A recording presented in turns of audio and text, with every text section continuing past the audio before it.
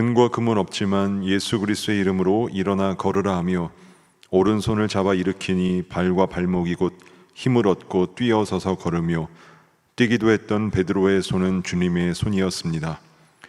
귀신에게 예수 그리스도의 이름으로 명하여 쫓아내던 바울의 입술은 주님의 입술이었습니다.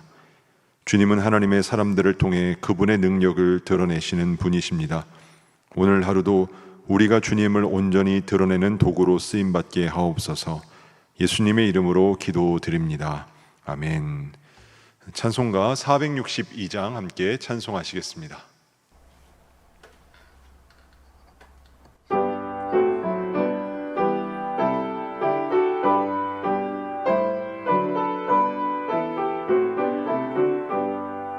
생명 진리 은혜 되신 영원하신 구세주 사람 되사 모든 인류 구원하여 주시니 영광 중에 계신 주님 그 신은혜 베푸사 사랑으로 채우시고 우리 고쳐주소서.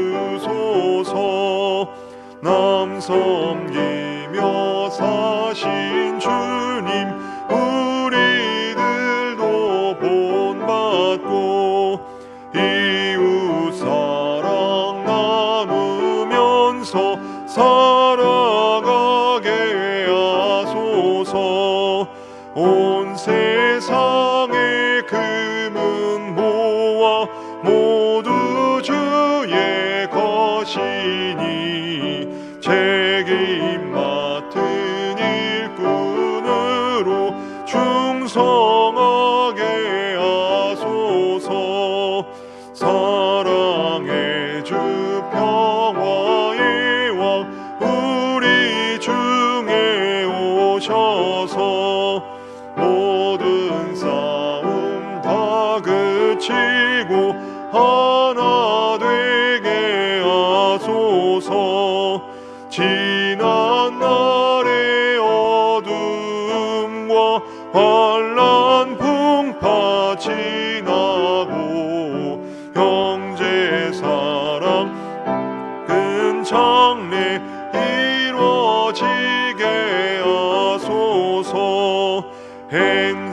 행진하는 주의 무리 빈부귀천 없으니 한 마음으로 봉사하고 같은 주님 모시네. 우리 알게 하나 되라 분부하신 주시여. 주의 뜻이 이 땅 위에 이루어지게 하소서. 아멘. 오늘 우리에게 주신 하나님 말씀은 에베소서 4장 1절에서 6절 말씀입니다. 신약 성경은 312면에 생명의 삶은 124에서 125면에 있습니다. 이제 하나님 말씀을 봉독합니다. 그러므로 주 안에서 갇힌 내가 너희를 권하노니 너희가 부르심을 받은 일에 합당하게 행하여 모든 겸손과 온유로 하고 오래 참음으로 사랑 가운데서 서로 용납하고 평안에 매는 줄로 성령이 하나 되게 하신 것을 힘써 지키라. 몸이 하나요 성령도 한 분이시니 이와 같이 너희가 부르심의 한 소망 안에서 부르심을 받았느니라. 주도 한 분이시요 믿음도 하나요 세례도 하나요 하나님도 한 분이시니 곧 만유의 아버지시라. 만유 위에 계시고 만유를 통일하시고 만유 가운데 계시도다. 이 말씀은 살아계신 하나님의 말씀입니다. 오늘 이 새벽에도 온라인으로 또 엎드림 새벽 기도의 자리에 나오신 모든 성도 여러분들을 주님의 이름으로 환영하고 축복합니다. 2006년도에 이런 광고 카피를 보신 적이 있었을 것입니다. 1000만인의 카드 광고 캠페인입니다. 1000만 명이 본 영화라면 얼마나 재밌길래 하는 생각 드시죠? 1000만 명이 쓰는 카드라면 얼마나 좋은 카드이길래 라는 생각이 안 드십니까? 우리나라 5명 중 한 명은 가지고 있다고 말하는 천만인의 카드, 땡땡 카드입니다. 자동차 광고에는 이런 것도 있었습니다. 아직 잠들어 있는 자 99%, 이미 깨어 있는 자 1%, 무리들이여 안녕. 대한민국 1% 땡땡땡이라는 자동차 광고였습니다. 마지막으로 아파트 광고도 있었습니다. 누구일까? 저 성의 주인은 사람들은 누구나 가슴 속에 성을 짓고 산다. 당신이 사는 곳이 당신이 누구인지를 말해줍니다. 아파트 광고였습니다. 이는 유명 회사들의 홍보 문구입니다. 1000만 명이 사용하는 것과 좋은 카드하고는 인과관계가 없습니다. 이 카드를 소지하고 있다 할지라도 실제로는 다른 카드를 사용할 수 있습니다. 깨어있는 사람은 도대체 무엇에 있어서 깨어있다는 것이며 그 어떤 것보다도 자동차만 구입하게 되면 대한민국에 있어서 깨어있는 1%가 되는 것인지, 집도 마찬가지입니다. 집은 절대로 명찰이 될 수 없습니다. 하지만 이 문구들은 강인한 흡입력으로 대중의 심리를 활용합니다. 천만인의 카드를 갖고 있지 않으면 어떻겠습니까? 대한민국의 1%가 타고 다니는 자동차를 타지 않는다면, 사는 곳이 내가 누구인지를 말해주는데 성과 같은 아파트에 내가 살지 않는다면 어떻겠습니까? 이는 마치 특정한 무리에서 소외되는 것을 느끼게 만듭니다. 2010년도에 유행하는 헤어스타일 코드가 있었습니다. 어떤 코드가 드라마에서 유행한다 하면 거리에는 비슷한 헤어스타일이 넘쳐납니다. 그것은 가방, 신발, 의상, 휴대폰도 마찬가지입니다. 극 중에 사용되었던 아이템이 히트하게 되면 상점마다 없어서 못 파는 지경까지 이르게 됩니다. 반드시 내가 필요한 것이 아님에도 불구하고, 또 내가 하고 다녀야 하는 것이 아님에도 불구하고, 꼭 필요하지 않음에도 따라하게 되고 구입하게 됩니다. 에베소서는 성경 가운데 교회론을 보여주고 있습니다. 교회는 도대체 무엇인가?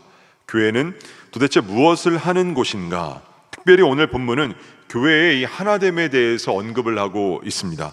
바울은 교회가 하나 되어야 하는 근거로 4절부터 6절까지의 말씀을 언급하고 있는데, 한 몸, 한 성령, 한 소망, 한 주, 한 믿음, 한 세례, 그리고 한 하나님을 제시하고 있습니다. 그는 여기에서 이 하나에 대해서 7번을 사용하면서 교회의 하나됨에 대해서 강조하고 있습니다. 바울이 복음 사역을 감당하는데 걸림돌이 되었던 것은 유대인과 이방인들의 벽을 허무는 것이었습니다. 이들 사이에서는 다툴 수 있는, 충돌할 수 있는 소지가 다분했습니다. 또한 유대인과 이방인의 갈등은 결코 이 단시간에 해결될 문제가 아닌 것도 분명했습니다. 그렇기에 바울은 유대인과 이방인이 하나됨을 선포한 후에 이 하나됨을 지키기 위해서 최선을 다해야 한다고 강조하고 있습니다. 그 최선을 위해서 본문 2절 말씀에서는 겸손과 온유로, 또 오래 참음으로 사랑 가운데서 서로 용납할 것을 말합니다. 즉 바울이 제시하고 있는 하나됨은 서두에서 제가 앞에서 말씀드렸던 것처럼 모든 사람이 다 똑같이 하고 다니는 획일적인 것을 의미하지 않습니다. 하나님의 백성으로 구성된 교회는 유대인과 이방인의 하나됨처럼 다양함 가운데 하나됨을 유지해야 합니다. 이 에베소서가 말씀하듯 믿음의 사람들의 면면은 다양합니다. 삶의 배경은 모두 다릅니다. 때문에 오늘날의 교회됨도 이 하나됨은 반드시 필요하다라고 말할 수 있습니다. 그렇다면 어떻게 이 하나됨을 이루며 살아갈 수 있겠습니까? 하나됨은 오늘 본문과 이 다른 서신에서도 언급하고 있는 우리의 이 몸을 통해서 그 의미를 확인할 수 있습니다. 고린도전서 12장 26절에서 27절 말씀입니다. 만일 한 지체가 고통을 받으면 모든 지체가 함께 고통을 받고, 한 지체가 영광을 얻으면 모든 지체가 함께 즐거워하느니라. 너희는 그리스도의 몸이요 지체의 각 부분이라. 로마서 12장 16절 말씀을 보면 즐거워하는 자들과 함께 즐거워하고 우는 자들과 함께 울라고 기록하고 있습니다. 로마서 12장 5절 말씀은 이와 같이 우리 많은 사람이 그리스도 안에서 한 몸이 되어 서로 지체가 되었느니라 라고 말씀합니다. 이 한 몸이라는 것은 한 집에 같이 산다고, 또 같은 이불을 덮고 잔다고, 같은 식탁에서 얼굴을 마주보며 밥을 먹는 것으로 되는 일이 아닙니다. 말씀에서처럼 같은 고통을 느끼고 같은 즐거움을 느낄 때 비로소 한 몸이 되는 것입니다. 즉 성경이 말씀하고 있는 한 몸은 무엇인가? 공감이라고 할 수 있습니다. 오늘날 소그룹에서 혹은 1대1로 많은 사람들이 교제를 하고 기도의 제목들을 나눕니다. 하지만 나눔은 형식적으로 듣고 이해하면서 그칠 때가 많이 있고, 기도 제목은 그냥 받아쓰기에 그칠 때가 많습니다. 그러나 무엇보다도 중요한 것은 상대방의 기쁨이 진정 내 기쁨이 되어야 하고, 상대방의 아픔이 내 아픔이 되는 것입니다. 예전에 대학부를 담당할 때 소그룹 모임에서 한 자매가 이런 말을 한 적이 있습니다. 나눔에 있어서 자신은 지금 재수 중인데 너무나 삶에 있어서 여유가 없다는 것이었습니다. 특히 벚꽃이 피는 시기임에도 불구하고 밖에 나가서 여유를 즐기지 못하고 방에서 공부만 해야 하는 상황이 너무 답답하다며 그늘진 표정으로 말했습니다. 이 소그룹 모임 가운데서는 자신이 지금 아토피로 고통을 받고 있는데 이 아토피에서 낫고 싶다라고 말하는 형제도 있었습니다. 그리고 암으로 고통을 받고 있는 자매도 있었습니다. 그 자매는 당시 4월의 따뜻한 날씨에도 몸이 춥다고 벌벌 떨고 있었습니다. 나가서 자연을 느끼고 싶다는 자매의 간절함을 듣고 옆에 있는 형제에게 물었습니다. 이 자매의 고민과 근심이 형제의 고민과 근심으로 느껴지십니까? 이 형제가 아니라고 대답을 했습니다. 아토피로 괴로워하는 형제의 아픔을 다른 지체의 얼굴에서 도무지 찾아볼 수가 없습니다. 암으로 힘들어하는 자매의 슬픔을 열심히 적고는 있는데 같은 그 무게의 고통으로 아픔을 느끼지는 못하고 있습니다. 성경의 한 몸이 되어 서로 지체가 된 목자들의 이야기를 한번 보겠습니다.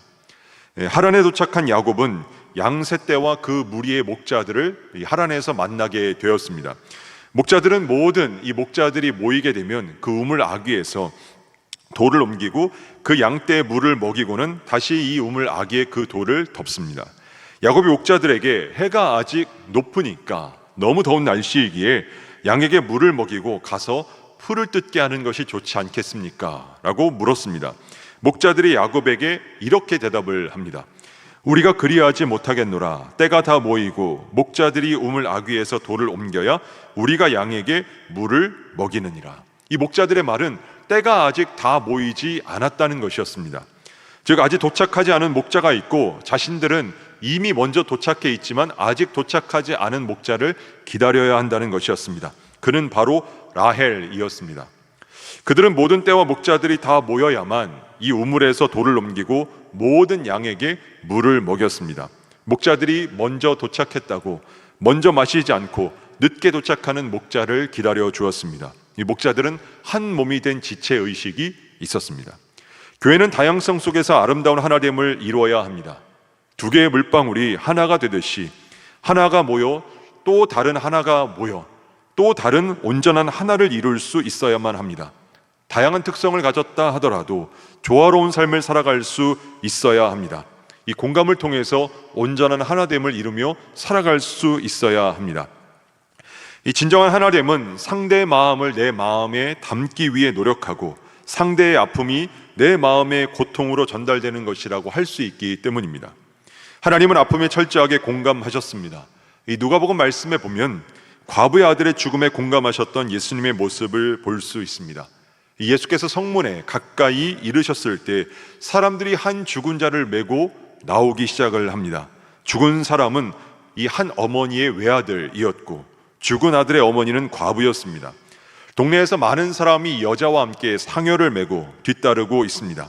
말씀에는 이렇게 기록되어 있는데요, 주께서 과부를 보시고 불쌍히 여기사 울지 말라 하시고, 이 말씀에서는 예수님을 향하여 불쌍히 여기셨다라고 언급합니다. 예수께서는 아들을 잃고 슬퍼하는 과부의 고통에 나의 창자가 끊어지는 것과 같은 불쌍히 여기는 마음으로 공감하셨습니다. 자신의 삶에 있어서 유일한 희망이자 모든 것이었던 아들을 잃은 과부는 이 상실과 아픔에 쌓여 비통하게 울고 있었습니다. 바로 그때 이 여자와는 아무런 상관도 없으신 예수님께서 그 모습을 보시고 그 모습을 목격하고는 그냥 지나치실 수가 없었습니다. 아들을 잃고 울고 있는 한 과부의 슬픔에 내 창자가 뒤틀려 끊어지는 것과 같은 비통과 연민으로 공감하셨습니다. 예수님께서는 이 울고 있는 과부와 함께 울어주신 것입니다. 교회는 공감으로 하나됨을 이루며 나아갈 수 있습니다. 상대방의 마음에 들어가서 그 마음을 자신도 같은 무게로 느낄 때 하나를 이룰 수 있습니다. 상대가 처한 자리에 이 함께 거할 때 온전한 하나됨을 누릴 수 있게 됩니다. 근데 여러분, 오늘 본문에서 주의 깊게 살펴야 할 부분이 있습니다. 이 본문 3절 말씀입니다. 성령이 하나 되게 하신 것을 힘써 지키라. 하나 되어 살아간다는 것은 힘든 일입니다. 어려운 일입니다. 가정의 달인 5월에는 부부의 날이 있습니다. 바로 21일입니다.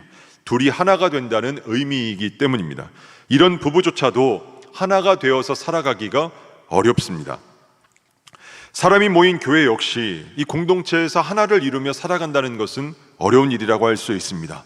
자기 중심적인 사람들, 또 매 일들마다, 어떠한 사역마다 불평과 부딪힘이 일어날 수밖에 없는 사람들이 하나 되는 것은 불가능한 일이라고 할 수 있습니다. 근데 성령께서는 이 서로 다른 사람들을 하나 되게 하시는 분이십니다.